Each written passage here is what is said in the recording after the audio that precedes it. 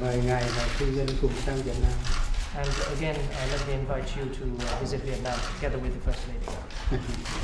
As you heard, I got an invitation to Vietnam. Như các vị thấy là tôi đã mới nhận được một cái lời mời được đến thăm Việt Nam.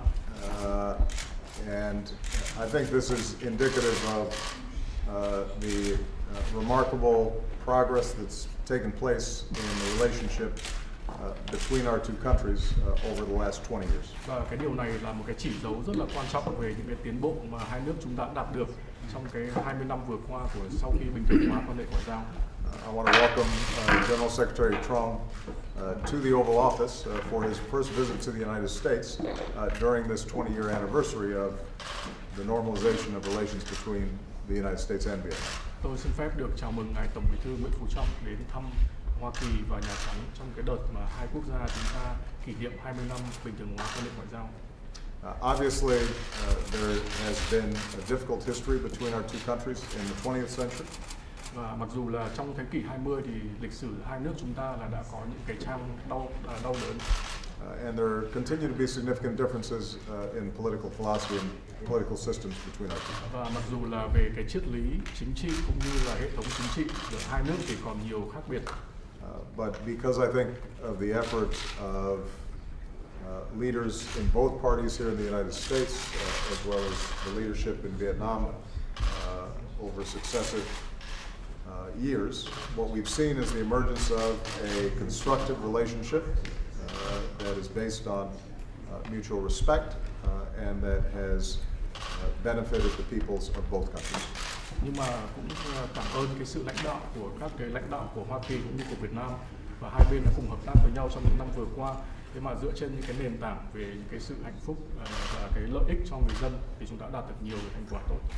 Already in the last 2 years alone, we've made significant progress on deepening our cooperation in the areas of education, science, technology, climate change, public health, as well as security issues. Và chỉ trong vòng 2 năm vừa qua thôi thì thông qua hợp tác thì chúng ta cũng đã đạt được rất nhiều cái tiến bộ về các lĩnh vực giáo dục, môi trường, khoa học công nghệ, y tế và an ninh quốc phòng. And this was an excellent opportunity for us to deepen our discussions around our vision for a comprehensive partnership. Và vì thế đây là một cái cơ hội tuyệt vời để chúng tôi có thể cùng thảo luận với nhau để những cái cách có thể làm sâu sắc hơn những cái sự hợp tác giữa đôi bên trong khuôn khổ của cái mối quan hệ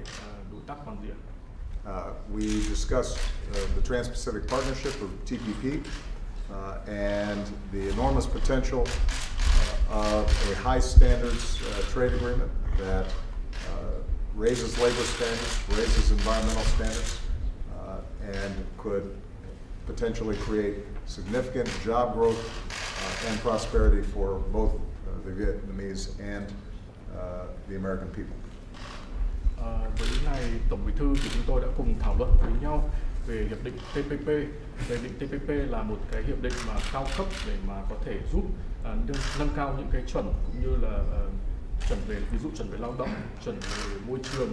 mà để có thể mang lại cái sự thịnh vượng cũng như là tăng việc làm cho cả nhân dân của cả Hoa Kỳ cũng như của Việt Nam. We discussed the importance of resolving maritime disputes in the South China Sea and throughout the Asia Pacific in accordance with international law to ensure that the prosperity and freedom of navigation that has underwritten the enormous economic growth that's taken place in the region continues for decades to come. Chúng tôi cũng thảo luận về những cái cung cách mà cái nhu cầu cần thiết phải giải quyết những cái xung đột thông qua cái con đường hòa bình, xung đột về biển đảo thông qua con đường hòa bình, và cũng như là cái việc mà chúng ta cần thiết phải tuân thủ những cái quy tắc và các cái luật của quốc tế, và để đảm bảo rằng có cái sự tự do thông thương, tự do đi lại ở trong các cái vùng biển đảo, mà để mà dựa trên đó thì từ lâu nay thì cái sự thịnh vượng của các quốc gia trong khu vực đã được đặt trên. We discussed continuing to deepen people-to-people exchanges. As General Secretary TĽNG noted,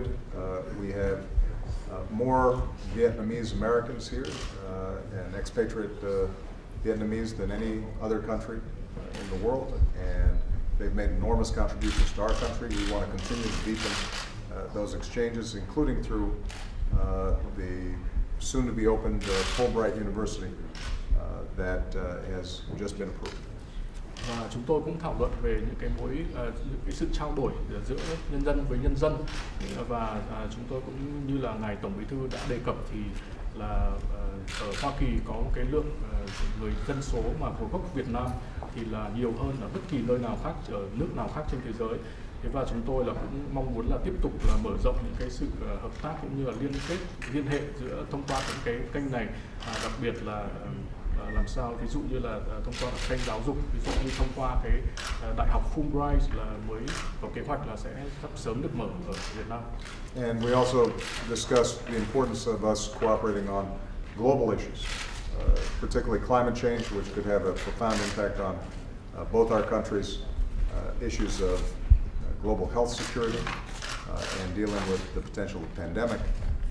global peacekeeping. In all these areas, Vietnam has proven to be a very constructive partner. Và chúng tôi cũng thảo luận các cái vấn đề quan trọng toàn cầu khác, ví dụ như là biến đổi khí hậu, hoặc là các cái an ninh y tế toàn cầu, thế và hoặc là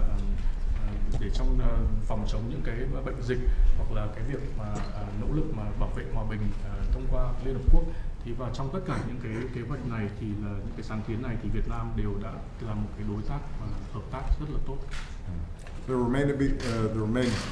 differences in the bilateral relationship, and we discussed candidly some of our differences around issues of human rights, for example, and freedom of religion. But what I'm confident about is that the diplomatic dialogue and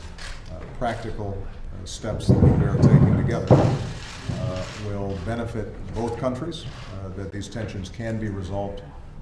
in an effective fashion, and that not only bilaterally but also through our cooperation in multilateral organizations like ASEAN and the East Asia Summit, we can continue to make significant strides. Và mặc dù chúng tôi cũng nhấn mạnh rằng là hiện nay là vẫn còn tồn đọng những cái sự khác biệt trong cái mối quan hệ giữa hai nước, thì chúng tôi cũng có đề cập đến những cái vấn đề đặc biệt như là vấn đề về nhân quyền, cái quyền tự do tôn giáo vân vân. Thế nhưng mà cá nhân tôi thì tin tưởng rằng là thông qua những cái nỗ lực về ngoại giao thì chúng ta sẽ có thể là cùng giải quyết được những cái sự khác biệt này, và không chỉ thông qua những cái nỗ lực mà song phương mà kể cả đa phương, ví dụ trong cái khuôn khổ của ASEAN hoặc là hội nghị cấp cao của ASEAN sắp tới. So I want to thank once again General Secretary TĽ for his visit. I hope he has felt the warmth and hospitality that the American people feel towards all the people of Vietnam. And I certainly do look forward to visiting your beautiful country sometime in the future. Và một lần nữa tôi xin gửi tới ngài Tổng Bí thư cái lời chào mừng của tôi. Tôi hy vọng rằng ngài đã trong thời gian ở đây ngài đã cảm nhận được cái sự nồng nhiệt mà cái người nhân dân Hoa Kỳ đã suy nghĩ về người dân Việt Nam, và thì tôi cũng rất là mong là sẽ có dịp đến thăm đất nước của ngài. Xin cảm ơn ngài Tổng thống, thưa các quý vị và các bạn. Có lẽ cách đây 20 năm thì không ai có thể hình dung được rằng hôm nay tại phòng bầu dục và Nhà Trắng của Hoa Kỳ lại có một cái cuộc gặp rất là thú vị giữa Tổng Bí thư Đảng Cộng sản Việt Nam với Tổng thống Hợp Trung Quốc Hoa Kỳ. Thank you, Mr. President, and good afternoon, ladies and gentlemen. I think that 20 years ago, not too many people would imagine a meeting, interesting meeting and substantive meeting between the General Secretary of the Communist Party of Vietnam and the President of the United States. Đúng như ngài Tổng thống vừa nói là chúng tôi có một cái cuộc trao đổi ý kiến với nhau rất là thân mật, thẳng thắn, xây dựng, chân tình. And as the President just mentioned, we had a cordial, constructive, positive and frank discussion with each other. Cái điều quan trọng là từ hai cái nước mà cựu thù với nhau, ngày nay đã trở thành bạn, trở thành đối tác, và hơn nữa là đối tác toàn diện, và sắp tới tương lai còn phát triển tốt hơn nữa. What is of utmost importance is that we have been transformed from former enemies to become friends, partners, comprehensive partners, and I'm convinced that our relationship will continue to grow in the future. Cái điều đó là nhờ cái tầm nhìn chiến lược, nhờ cái sự nỗ lực cố gắng của các nhà lãnh đạo của hai nước, nhưng đồng thời cũng là nhờ có cái sự ủng hộ rất là to lớn của nhân dân, vì cái quan hệ hai nước chúng ta nó phù hợp với cái lợi ích của nhân dân, đồng thời cũng phù hợp với cái xu thế phát triển trên thế giới hiện nay. Đó là hòa bình, hữu nghị, hợp tác, phát triển và cùng nhau thịnh vượng. I think these achievements are owed to the strategic vision and the efforts by all leaders of the two countries, but also thanks to the support, the full support of the peoples of the two countries, because it is in their interest that we want to promote this relationship. This relationship is also contributing significantly to peace, stability, cooperation for prosperity in the region and around the world. Đúng như ngài Tổng thống vừa nói là trong lịch sử quan hệ hai nước chúng ta cũng có những chương buồn. Thế nhưng mà với tinh thần là gác lại quá khứ, vượt qua khác biệt, phát huy tương đồng, hướng tới tương lai, hai nước chúng ta đã xây dựng được cái mối quan hệ đối tác hợp tác toàn diện như hiện nay. Like the President just mentioned, there had been a bad, difficult chapter in our history, but we have been able to rise above the past, to overcome differences, to promote our shared interest and look towards the future in order to build the comprehensive partnership that we have today. Tôi cũng vừa mới nói với ngài Tổng thống là quá khứ thì không ai có thể thay đổi được, nhưng mà tương lai là thuộc về trách nhiệm của chúng ta.